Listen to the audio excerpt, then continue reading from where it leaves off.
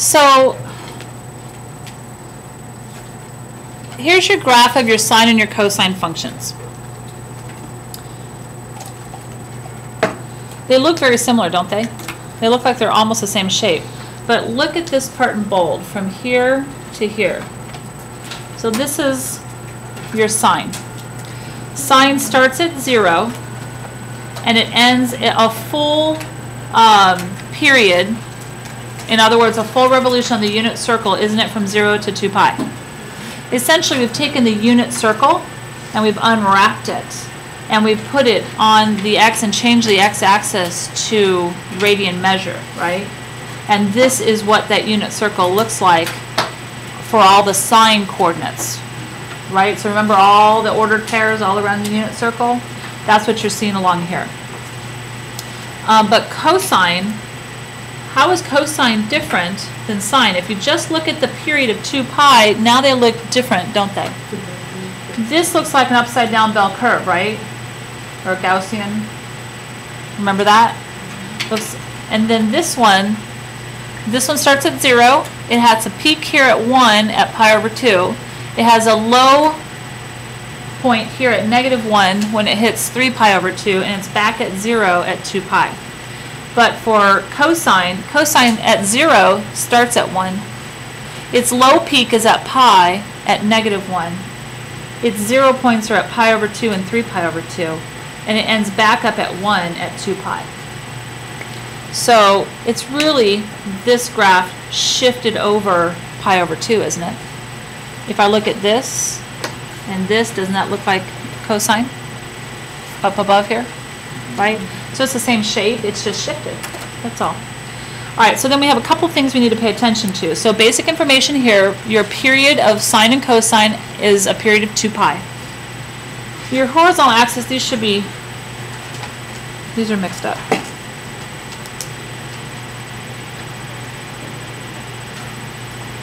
Isn't the horizontal axis here, and isn't that y equals 0?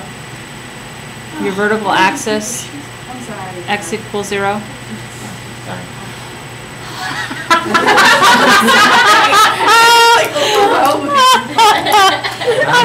I'm glad that we are comfortable in this class, and that's okay.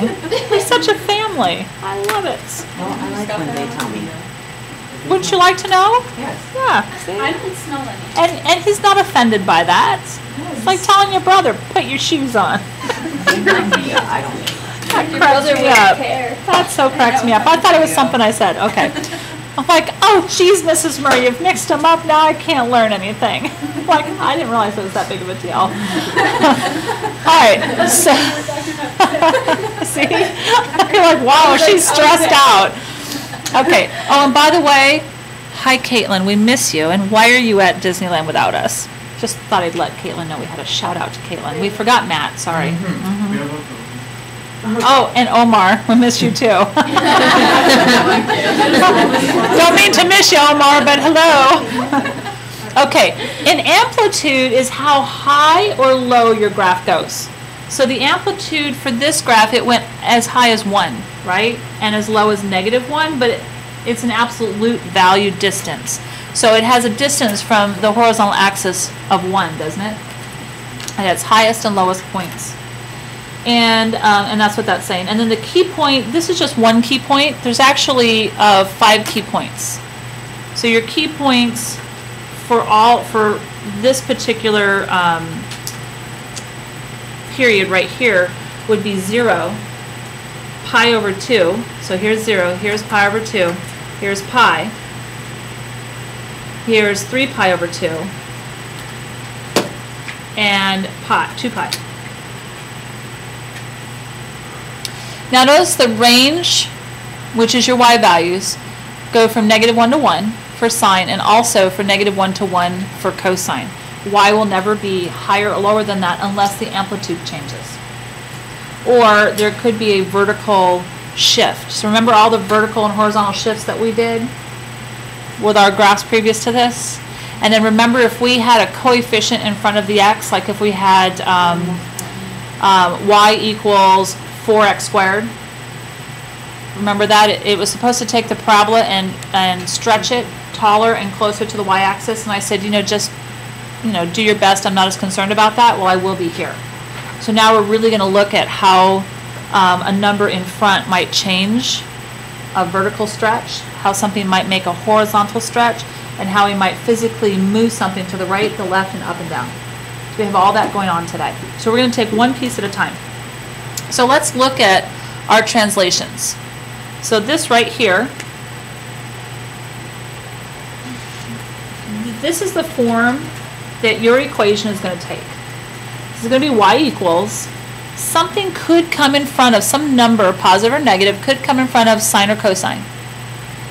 And then you're going to have, and there may or may not be parentheses, it just depends on the problem. But you could have something being multiplied in front of the x, and then something being added to the x term or subtracted.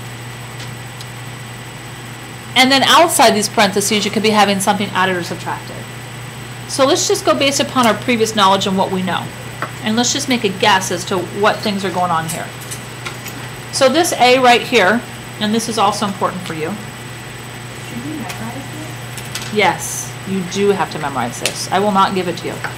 Well, you're not going to have to memorize this, but you have to know all of these pieces and how they relate to each other, and this is how they relate right here. But it's stuff that you really already know. You really do. There's just a couple things that are slightly different. So A is your amplitude. It's going to be some value. If A is a negative number,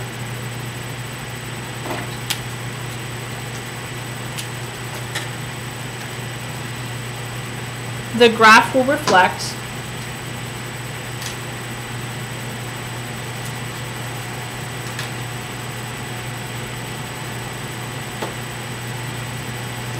down, which is over the x-axis. Isn't that something that we've had before?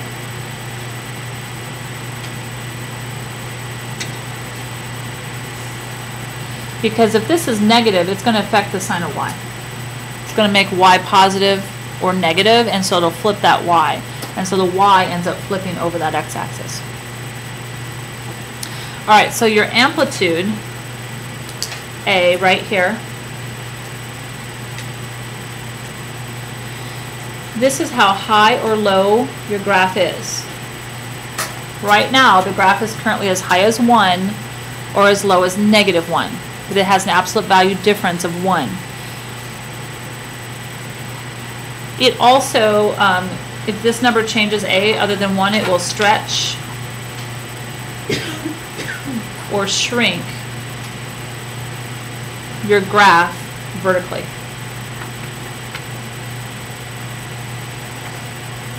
Even if it's greater than 1, or Yes.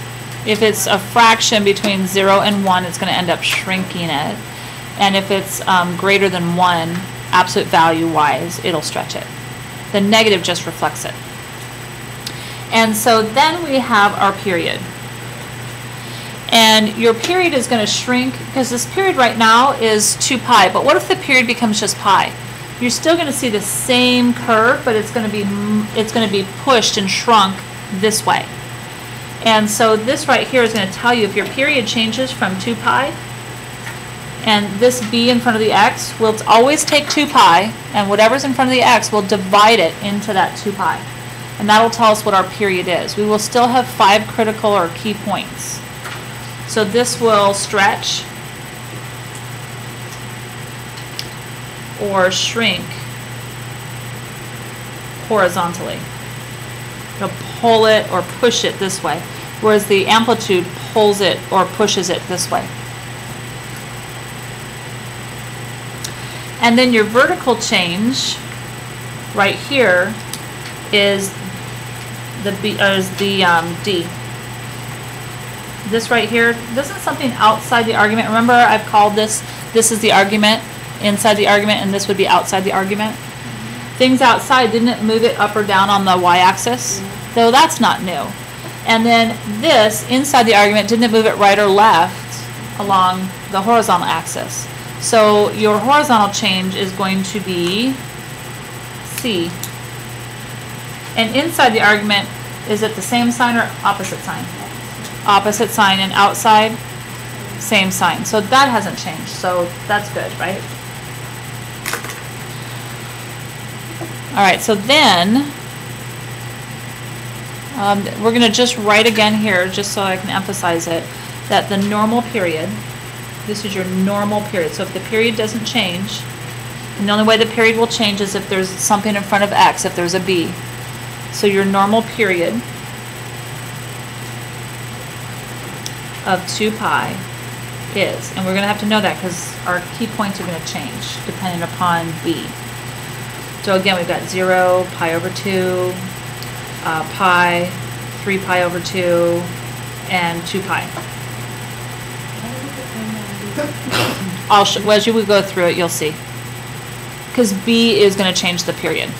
Anytime there's a coefficient in front of the x, which we haven't really looked at before, it's going to change. It's going to stretch it horizontally or shrink it horizontally. So it's going to get really skinny this way, but the same height as it should be, but really wide this way. Okay, so look at example 1. So here we just have a change in amplitude. So we're going to write off to the side all of this stuff that we have here. All this stuff here, we're going to write off to the side of every graph. So if there's no change, we'll just say no change. So for here, our amplitude, see how the 4 is outside the cosine? It's not in front of the x, it's outside the cosine. That's a change in amplitude. So our amplitude is going to go up to 4, not 1. It's going to go up really high. And then our period, is there anything in front of the x? Is there anything in front of the x? Just 1, right? So our period remains unchanged. It's still 2 pi. That's your normal period. Then we have to look at a vertical shift or a horizontal shift. Is there anything being added or subtracted to the x inside of parentheses or outside here? No. So here we have none.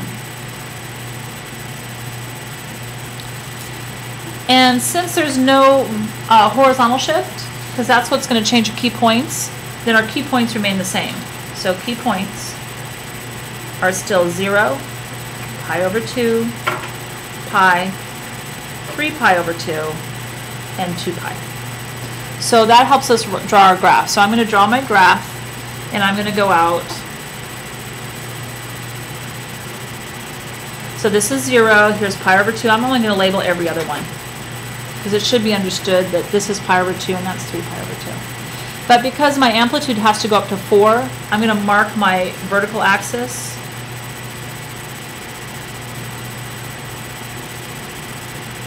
up to 4. And if you want to, you can mark your negative side here to negative pi, and you could continue your graph if you wanted to. We're just going to draw one period. So if you look at the original cosine, I'm going to draw just the original cosine. Cosine looks like the upside down bell curve, right?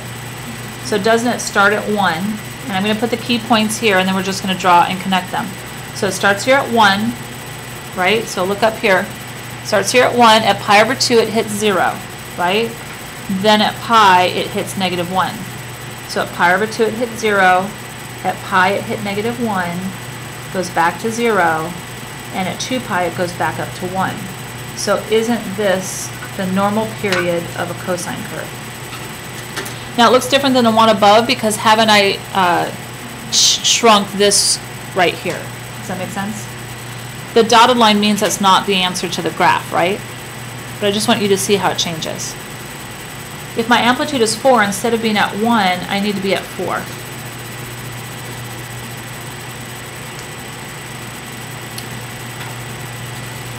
And instead of at pi, because that was my negative 1, I need to be at negative 4. And instead of at 2 pi, I need to be at positive 4. Where do you think these are?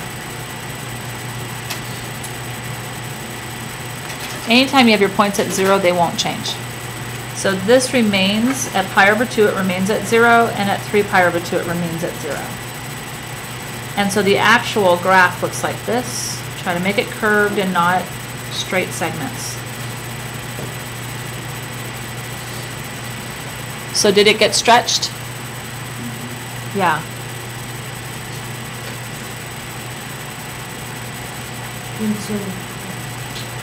The only thing that changed is the amplitude. And the only thing the amplitude changes is when the points are at 1 or -1. It doesn't change it when it's at 0. It's at 4, you'll just like, you get 5? No, because we're not doing a vertical shift. We're stretching it. So 1 times 4 is 4, right? 0 times 4 is still 0. -1 times 4 is -4. 0 times 4 is 0, and that's why, because we're multiplying it, not adding or subtracting it. Does that make sense? All right, so let's look at the second part of this. So this time we have a sign, and this time it's 1/2. So what do you anticipate is going to happen?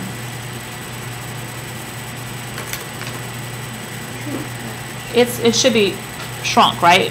Like really small, right? So let's go ahead and write out everything that we know. So our amplitude is what this time? 1/2. And our period, is there anything in front of the x that's being multiplied? So the period stays 2 pi. Is there anything being added or subtracted to the x inside or outside for a vertical or a horizontal stretch? Nope.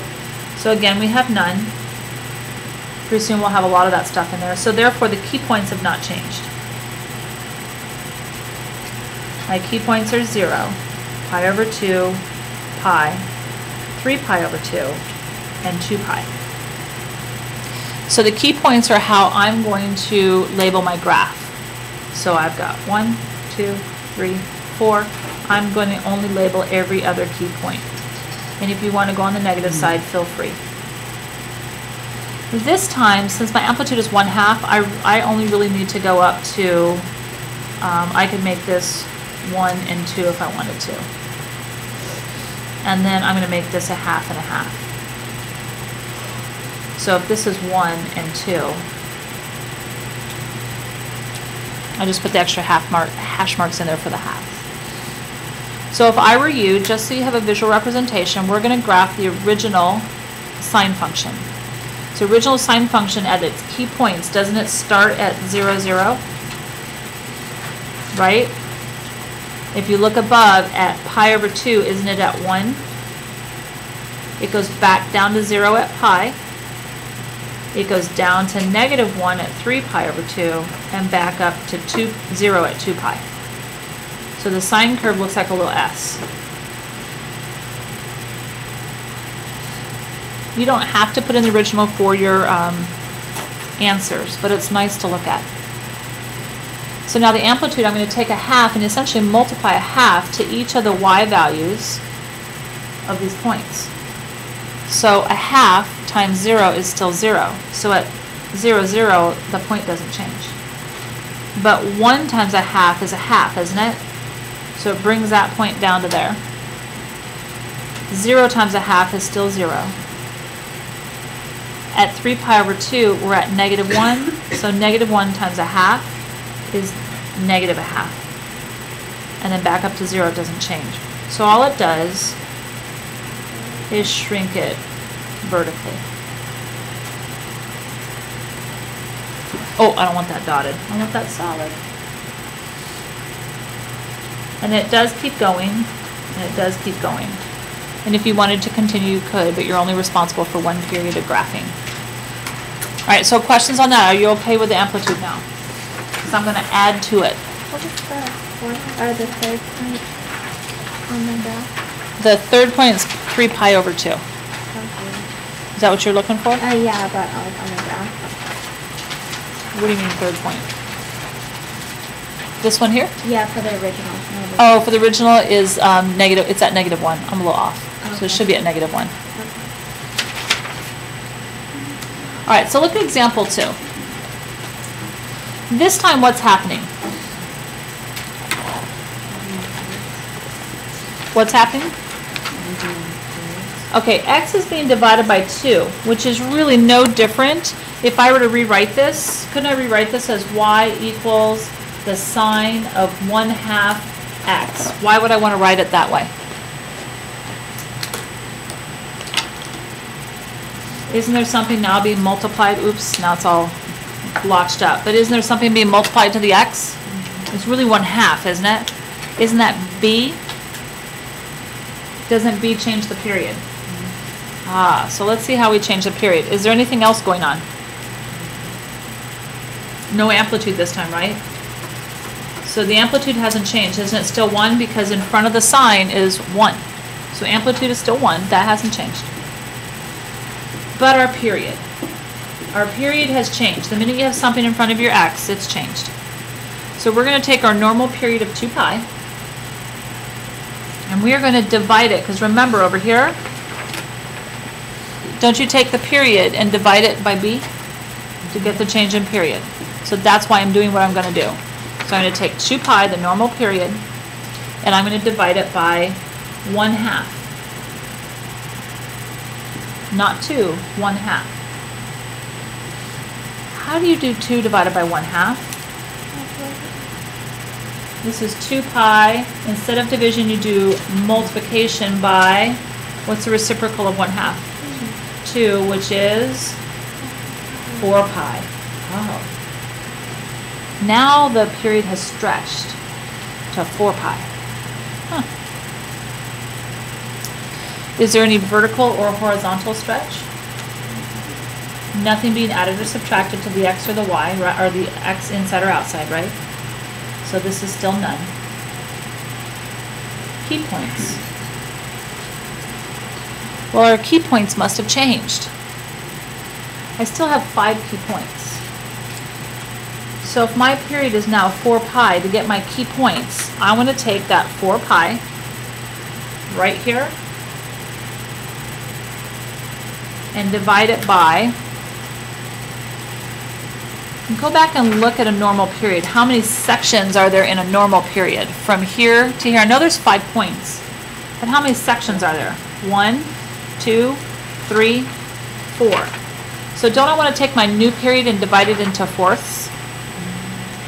So if I divide this by 4, my key points are going to go by what? Pi's.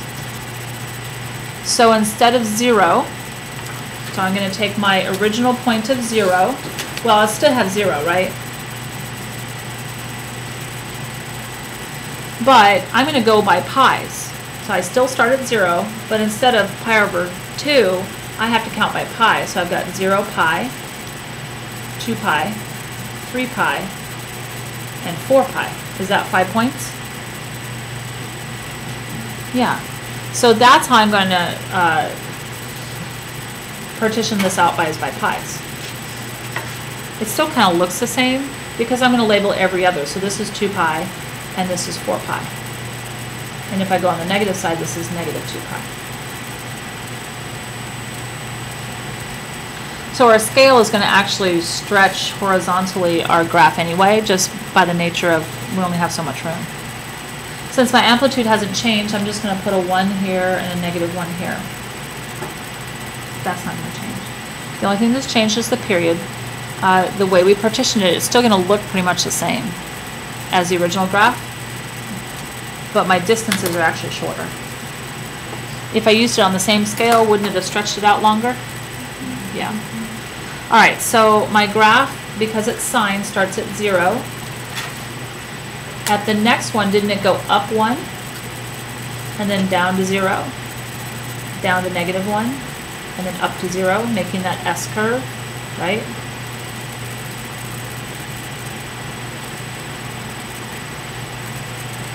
Those are supposed to be arrows, even though they don't look like it.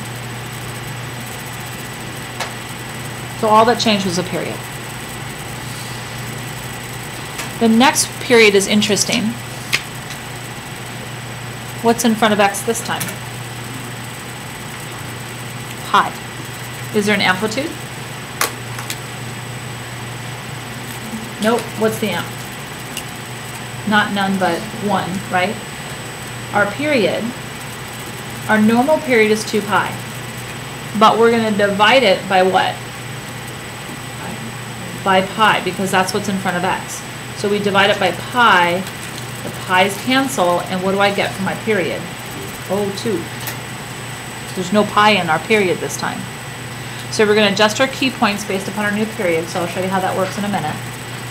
Do I have any vertical or horizontal shifts? Nope. So none. And then key points.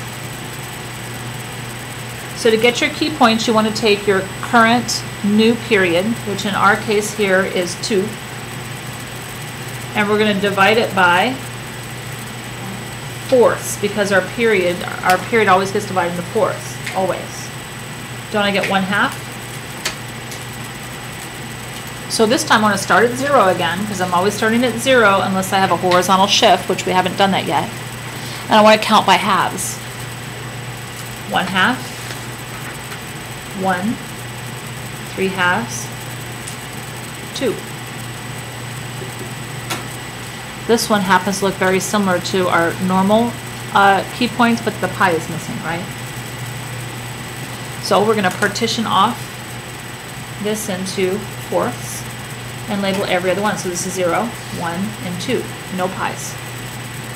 Our amp hasn't changed, so I'm going to keep it at 1 and -1. Oops, 1, -1. And you can partition off to the left a negative if you want. So please plot your sine curve. It should look nearly identical to the one on the left, right? The only thing that's changed is how we've labeled our graph.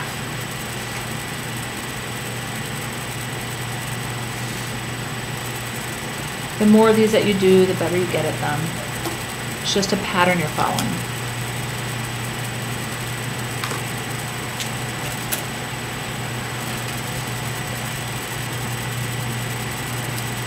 You ready for a horizontal translation? Which means right and left. And we'll combine that with some amplitudes. The ones at the bottom look a little bit tricky.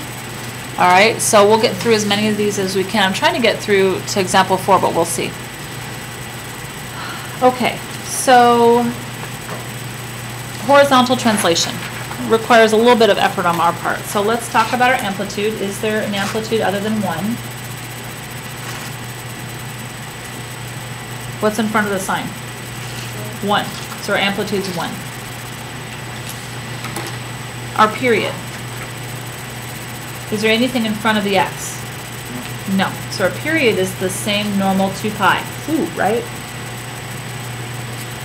Do we have a vertical shift? There's nothing being added or subtracted outside these parentheses, so there is none for the vertical shift. But we do have a horizontal shift this time. What direction are we going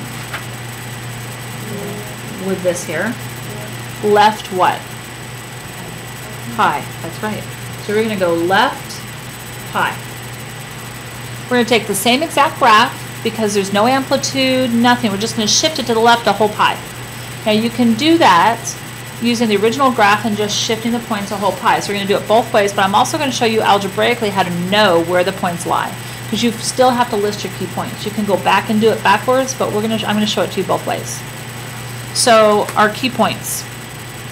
I'm going to start labeling them KP because now I have some room, or I have a lot of stuff I have to do.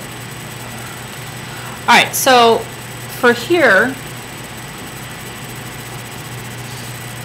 because of the left pi, we have to look at a start and our finish.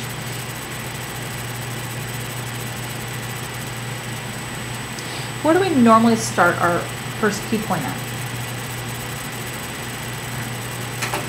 On the x-axis, where do we normally start it at? 0. So our start, that means that this right here, this x plus pi, it normally starts at 0.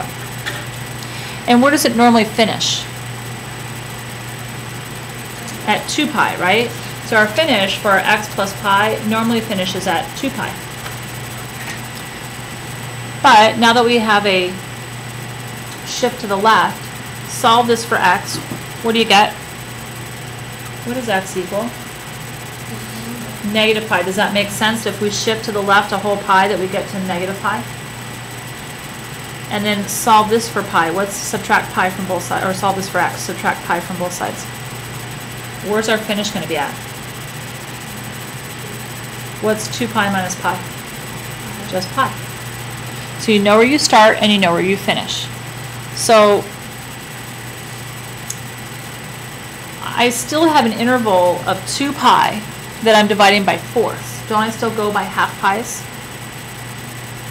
What's 2 pi divided by 4? Pi over 2, right? So if I start at negative pi, what's negative 1 plus a half? What's negative 1 plus a half? Go to the right. Negative a half. So this is negative pi over 2. What's negative a half plus a half? What's negative a half plus a half? Go to the right a half. 0, right? Negative a half plus a positive a half, that makes 0, right? What's 0 plus a half? That's easy, right? Pi over 2. And then what's a half plus a half? Pi. Did we end up at pi? Did we start at negative pi? Do you see how that works? And how did I know what to count by? I took my normal period of 2 pi and I divided it into fourths, because no matter what happens, we always divide our period into fourths.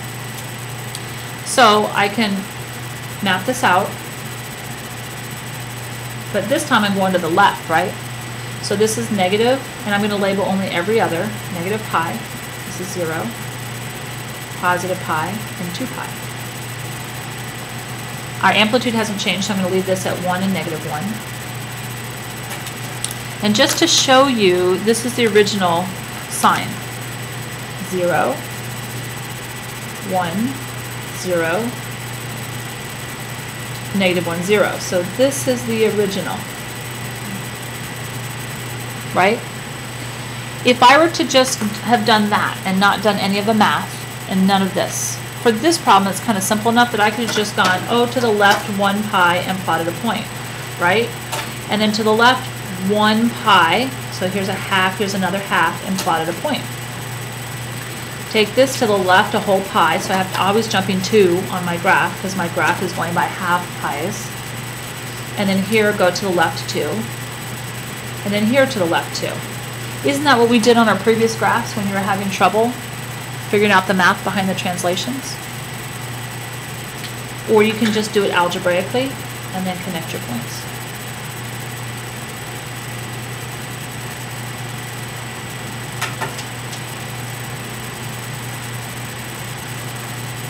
Let's do one more. I think we're only going to have time for one more. Yep, I can keep it there. So our curve shape did not change at all. The only thing that changed was we totally moved this to the left of a whole pi. How would you solve the algebraic? This was the algebraic solution, knowing that I start at negative pi and end at pi, and I counted by half pi's. But I didn't have to do any of that if I just did my original and just moved it to the left pi, knowing how to count by pi. Does that make sense?